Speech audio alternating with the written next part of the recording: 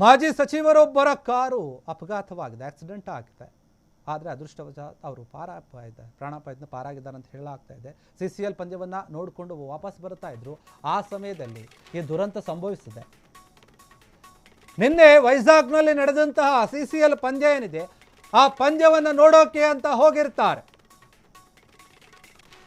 ಮಾಜಿ ಸಚಿವರೊಬ್ಬರು. ಅವರ ಕಾರು ಅಪಘಾತ ಆಗಿದೆ. ಮಾಜಿ ಸಚಿವ ರಾಜು ಗೌಡ ಏನಿದ್ದಾರೆ, ಅವರ ಕಾರು ಅಪಘಾತ ಆಗಿರುವಂಥದ್ದು.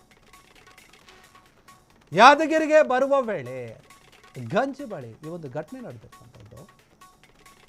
ಸುದೀಪ್ ಆಪ್ತ ಕೂಡ ಇವರು ವಿಶಾಖಪಟ್ಟಣಂನಿಂದ ಹಿಂದಿರುವಾಗ ಈ ಒಂದು ಅಪಘಾತ ಆಗಿದೆ. ಅದೃಷ್ಟವಶಾತ್ ರಾಜು ಗೌಡ ಅವರಿಗೆ ಏನೂ ಆಗಿಲ್ಲ, ಅವರು ಪ್ರಾಣಾಪಾಯದಿಂದ ಪಾರಾಗಿದ್ದಾರೆ. ಸುದೀಪ್ ಅವರ ಅತ್ಯಾಪ್ತ ಆಗಿರುವಂತಹ ರಾಜು ಗೌಡ ಇವರು. ಅದಕ್ಕಾಗಿ CCL ಪಂದ್ಯವನ್ನು ನೋಡೋಕೆ ಹೋಗಿದ್ರು. ಟ್ರಕ್ ಒಂದು ಕಾರಿಗೆ ಹಿಂಬದಿಯಿಂದ ಗುದ್ದಿದೆ ಅಂತ ಹೇಳಲಾಗ್ತಾ ಇದೆ. ಆ ಒಂದು ಫೋಟೋವನ್ನು ನೋಡಿದ್ರೆ ಗೊತ್ತಾಗುತ್ತೆ ನಿಮಗೆ. ಅಪಘಾತದ ರಭಸಕ್ಕೆ ನಿಯಂತ್ರಣ ತಪ್ಪಿತ್ತು ಕಾರು.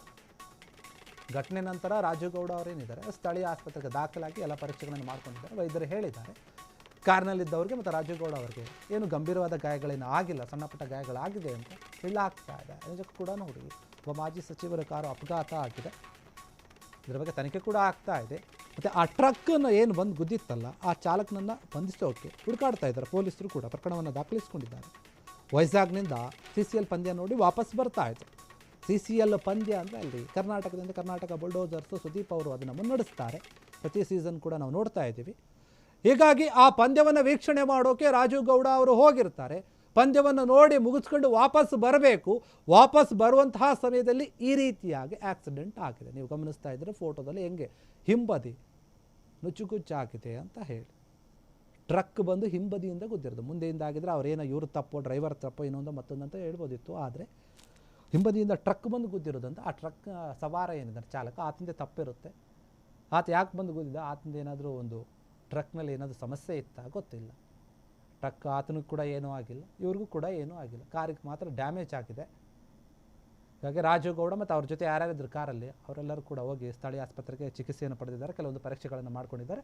ವೈದ್ಯರು ಖಚಿತಪಡಿಸಿದ್ದಾರೆ ಏನೂ ಕೂಡ ಆಗಿಲ್ಲ, ಗಂಭೀರ ಗಾಯಗಳು ಏನಾಗಿಲ್ಲ, ಸಣ್ಣ ಪುಟ್ಟ ಗಾಯಗಳಾಗಿದೆ ಅಷ್ಟೇ ಅಂತ ಹೇಳಿ ವೈದ್ಯರು ಹೇಳಿರುವಂಥದ್ದು. ಈ ಒಂದು ವಿಚಾರವಾಗಿ ಮಾಜಿ ಸಚಿವರ ಕಾರು ಅಪಘಾತ ಆಗಿರೋದ್ರಿಂದ ಕೆಲವರು ಭಯಭೀತರಾಗಿದ್ದಾರೆ. ಯಾಕಂದರೆ ಸುದೀಪ್ಗೆ ಅತ್ಯಾಪ್ತ ಆಗಿರೋ ಒಂದು ತುಂಬ ಸ್ನೇಹಿತೆ, ಅವರು ಹಳೆಯ ಸ್ನೇಹಿತ, ತುಂಬ ಕ್ಲೋಸ್ ಇರುವಂಥವ್ರು.